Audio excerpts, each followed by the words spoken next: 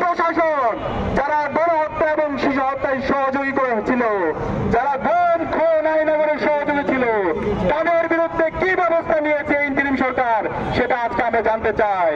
আমরা হুঁশিয়ার করতে চাই, খুনি হাসিনার যত দালাল আছে, খুনি হাসিনার গুম খুন আইনগর গণহত্যা এবং শিশু হত্যার যার সহযোগী আছে, প্রত্যেকের বিচার এই স্বাধীন বাংলাদেশে হবে। তাদেরকে যেখানে পাওয়া যাবে, বাংলাদেশের মুক্তিকামী ছাত্র জনতা, সকল রাজনৈতিক দল, ছাত্র সংগঠনকে আমি অনুরোধ করবো, খুনি হাসিনার দোষরদের যেখানে পাওয়া যাবে সেখানে প্রতিরোধ করে তুলতে হবে, এদেরকে ধরে থানায় দিতে হবে। এবং আমরা বলতে চাই, এই খুনি হাসিনার ফাঁসি এই স্বাধীন বাংলাদেশে হবে এবং খুনি হাসিনার যত দোষর আছে প্রত্যেকের বিচার এই বাংলাদেশে হবে।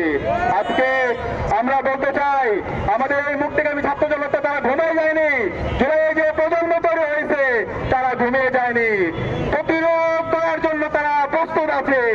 খুনি হাসিনা এবং তার দোষরদের যারা দায় মুক্তি দেওয়ার চেষ্টা করছেন, যে রাজনৈতিক দল হোক, ছাত্র সংগঠন হোক, ইন্টারিমের মধ্যে যারা ঘাটতি মেরে যারা ফ্যাসিবাদের দোষর হিসেবে কাজ করছেন, তাদেরকে হুঁশিয়ার করতে চাই, আপনারা সাবধান হয়ে যান, আপনারা সাবধান হয়ে যান।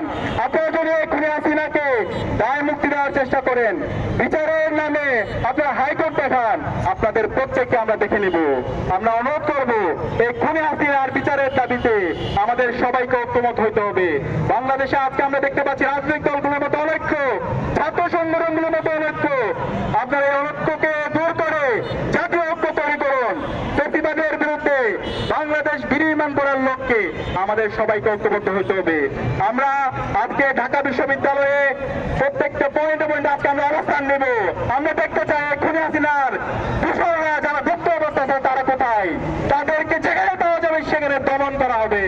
একই সাথে আগামীকাল বাংলাদেশের সকল মুক্তিকামী ছাত্র জনতাকে আমরা অনুরোধ করবো, আপনারা প্রত্যেকটা পথে প্রান্তরে অবস্থান নেবেন, যেখানে খুনি হাসিনার দোষরদেরকে পাবেন তাদেরকে ধরে থানায় দিবেন, তাদেরকে দৃষ্টান্তমূলক বিচার আওতায় নিয়ে আসবেন।